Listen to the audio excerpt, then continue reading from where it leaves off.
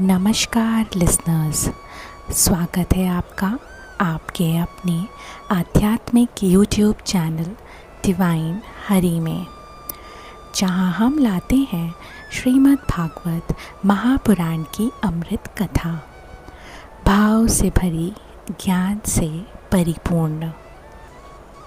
आज हम बात करेंगे स्कंद 3 अध्याय 33 की, जिसमें बताया गया है कि माता देवहूति को तत्व ज्ञान की प्राप्ति और उनका परम मोक्ष।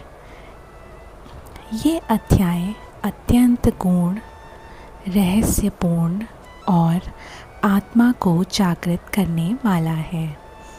अगर आपने पिछला भाग नहीं देखा, जिसमें कपिल मुनि ने भक्ति योग का उपदेश दिया था, तो उसका लिंक आपको डिस्क्रिप्शन में मिल जाएगा।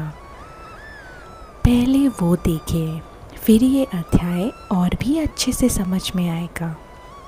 वीडियो अगर हमारा ये पसंद आए तो लाइक, कमेंट और सब्सक्राइब ज़रूर कीजिए, क्योंकि आपका सहयोग ही हमारी प्रेरणा है।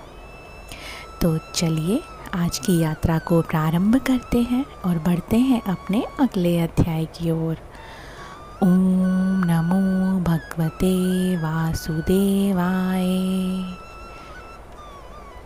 विदुर जी के प्रश्न के उत्तर में महर्षि मैत्रेय जी कहते हैं, जब कपिल भगवान का उपदेश माता देवहूति ने सुना, तब उनके भीतर का मोह का अंधकार छिन्न भिन्न हो गया और वे अंतकरण से जागृत होकर कपिल देव को प्रणाम कर उनकी स्तुति करने लगीं।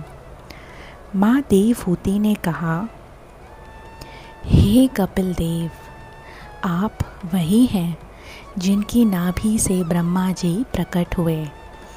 आप ही के ध्यान से ब्रह्मा जी ने सृष्टि का आरंभ किया।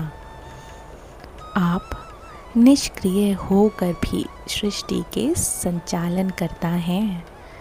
आपकी अचिंतनीय शक्तियाँ सहस्त्र रूपों में भी कार्य करती हैं। माता देवहूति विस्मित थी कि जिन्हें ब्रह्मा, विष्णु, महेश भी ध्यान करते हैं, वही परम पुरुष स्वयं उनके गर्भ से अवतरित हुए। वह इस चमत्कार पर भाव विभोर हो जाती हैं।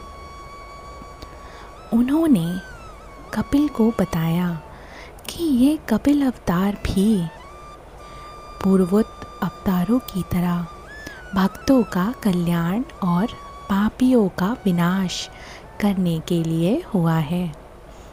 केवल आपके नाम का उच्चारण मात्र से ही चांडाल भी पूज्य बन सकता है, फिर आपका साक्षात दर्शन तो मोक्ष का सीधा द्वार है। कपिल देव की स्तुति करते हुए उन्होंने ये भी कहा, जो आपके नाम का जप करता है, वह सारे व्रत, तप, यज्ञ और तीर्थ स्थान का फल पा जाता है।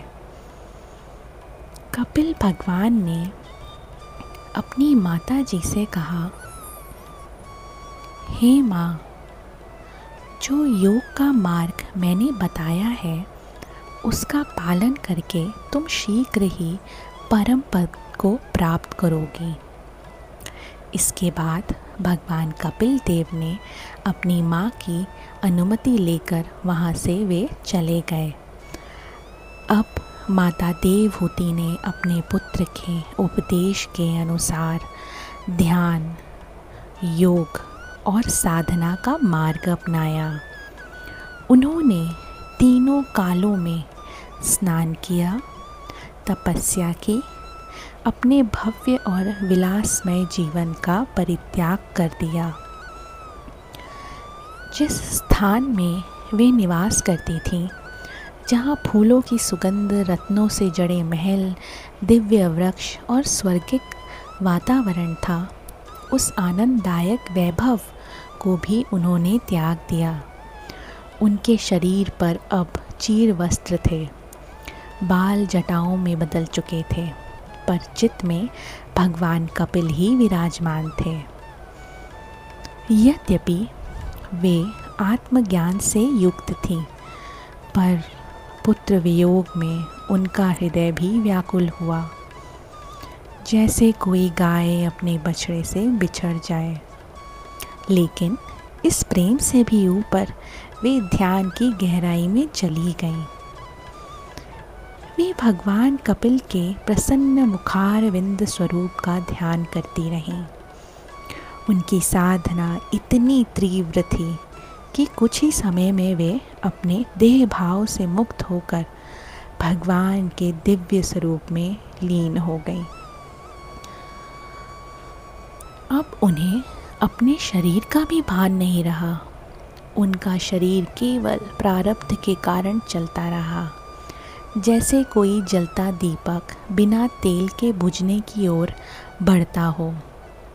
भोजन, वस्त्र, शरीर कुछ भी उनकी चेतना का विषय नहीं था।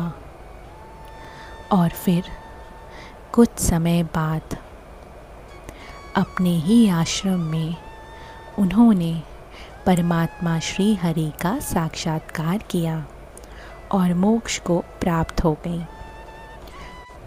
वह स्थान जहाँ उन्हें यह सिद्ध प्राप्ति हुई उसे सिद्ध पद कहा जाता है। आज भी वह क्षेत्र त्रिलोकी में पवित्र और पूजनीय माना जाता है। उधर कपिल भगवान उत्तर पूर्व दिशा की ओर गए। समुद्र ने उन्हें स्वागत किया और उन्होंने वहीं योग में स्थित होकर समाधि ली। आज भी सिद्ध, चारण, अप्सराएं, मुनिगण और सांख्य आचार्यगण उनकी स्तुति करते हैं। अंत में मैत्रेय जी कहते हैं, हे विदुर, तुमने जो प्रश्न किया उसके उत्तर स्वरूप मैंने भगवान कपिल और माता देवहूति का पावन संवाद तुम्हें सुनाया। ये संवाद अत्यंत पवित्र है। जो इसे सुनता या सुनाता है वह शीघ्र ही भगवान श्री हरि के चरणों की प्राप्ति करता है। इस प्रकार हमारा ये अध्याय यहाँ पर समाप्त होता है। माता देवहूति की कथा हमें सिखाती है कि यदि हम सच्चे मन से ज्ञान, योग और भक्ति के मार्ग पर चलें, मोह और अहंकार को त्याग कर आत्मा के स्वरूप को पहचानें, तो कोई भी सांसारिक बंधन, कोई भी विलास मोक्ष प्राप्ति में बाधक नहीं हो सकता। संसार में रहते हुए भी हम आत्मा की दिशा में यात्रा कर सकते हैं। बस संकल्प, श्रद्धा और गुरु का मार्गदर्शन होना चाहिए। अगर आपको ये दिव्य कथा पसंद आई हो तो लाइक ज़रूर करें, अपने विचार कमेंट में साझा करें और हमारे चैनल डिवाइन हरि को सब्सक्राइब करना ना भूलें। नीचे डिस्क्रिप्शन में आपको पिछले सभी अध्यायों के लिंक मिल जाएंगे। हम फिर मिलेंगे श्रीमद् भागवत महापुराण की अगली कथा के साथ। तब तक हरिनाम का कीर्तन करते रहिए और आत्मा की यात्रा पर बढ़ते रहिए। धन्यवाद। जय श्री हरि।